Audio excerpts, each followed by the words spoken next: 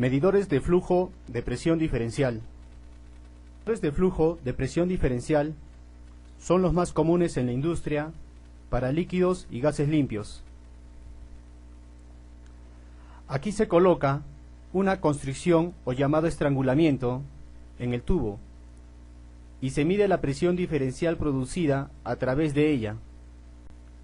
El problema principal es determinar con precisión la tasa de flujo de volumen a partir de la presión diferencial medida. Entre los medidores de flujo más comunes tenemos el tubo de Venturi y la placa con orificio. Para hacer una pequeña introducción, veamos algunos gráficos de cada uno de estos.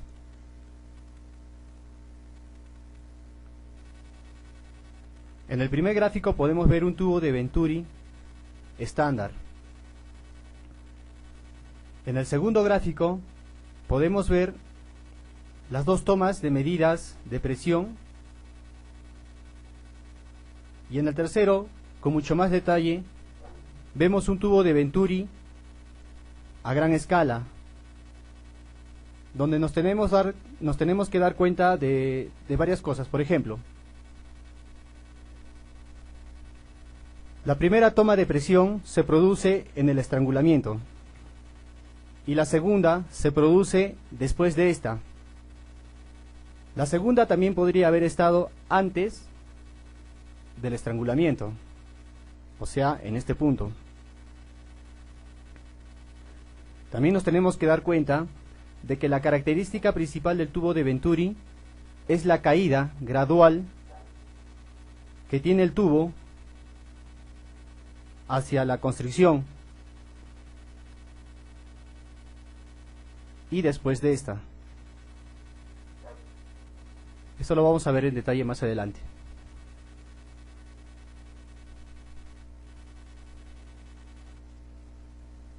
También tenemos la placa con orificio.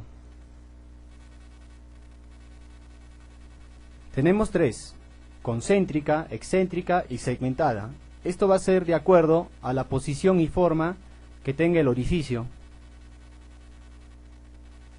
Acá podemos ver una placa con orificio estándar y acá la instalación de la placa con orificios, y podemos darnos cuenta de las dos tomas de presión que tiene en cada una de las placas.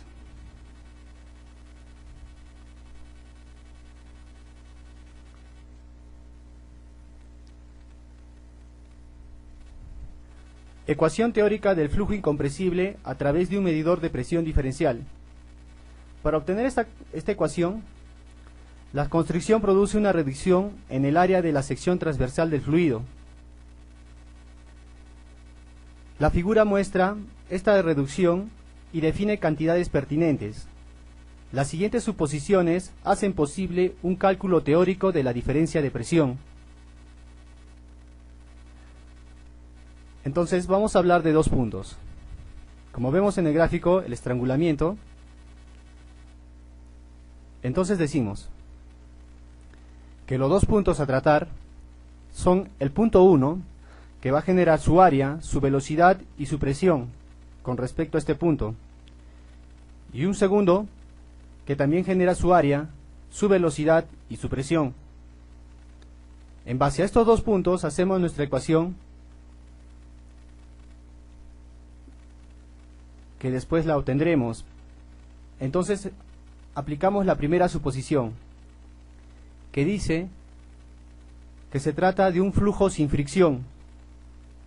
Quiere decir, cero pérdidas de energía a causa de fricción, ya sea en el fluido mismo o entre el fluido y las paredes del tubo. La segunda suposición nos dice pérdidas o ganancias de calor nulas. Esto es a causa de la transferencia de calor entre el fluido y sus alrededores.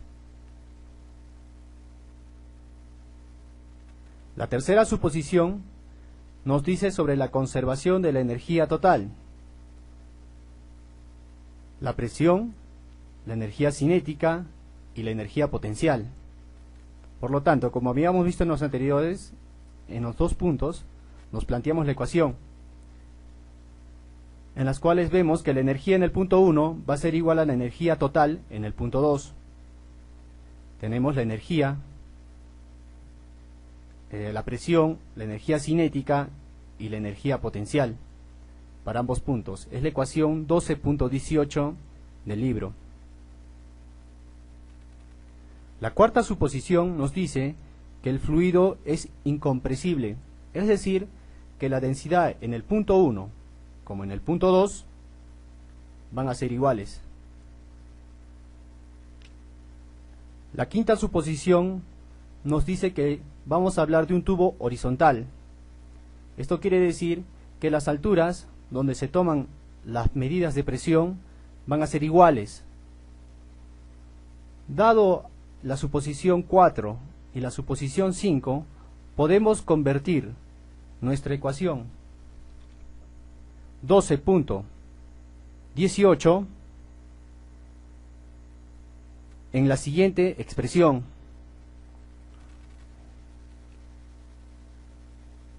Podemos operar e eliminar las zetas e igualar nuestras densidades.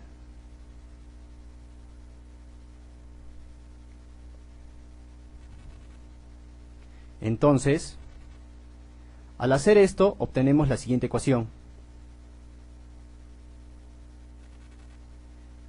Despejando miembros y operando, obtenemos la ecuación 12.19 del libro. Como vemos.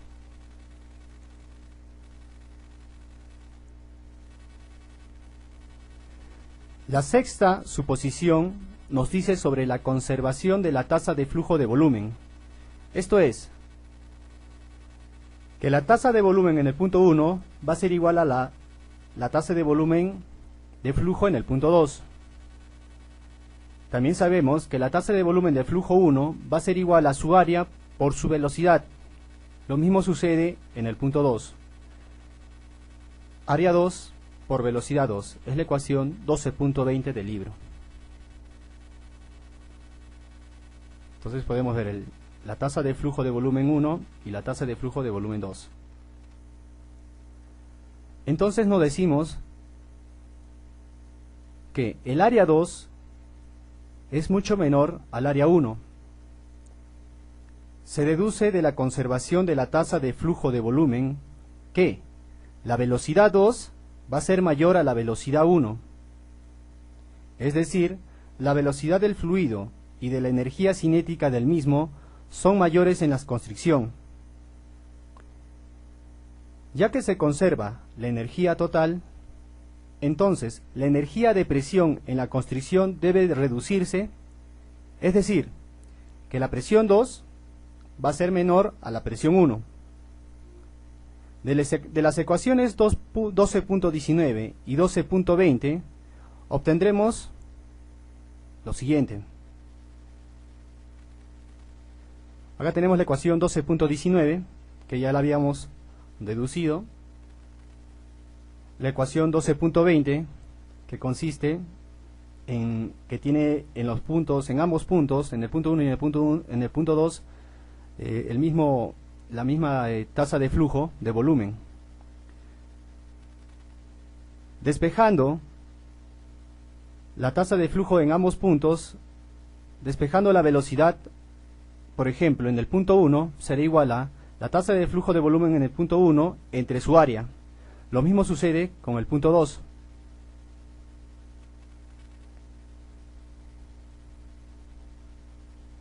Igualamos la tasa de flujo en ambos puntos y obtenemos, al reemplazar en la ecuación 12.19, entonces estamos reemplazando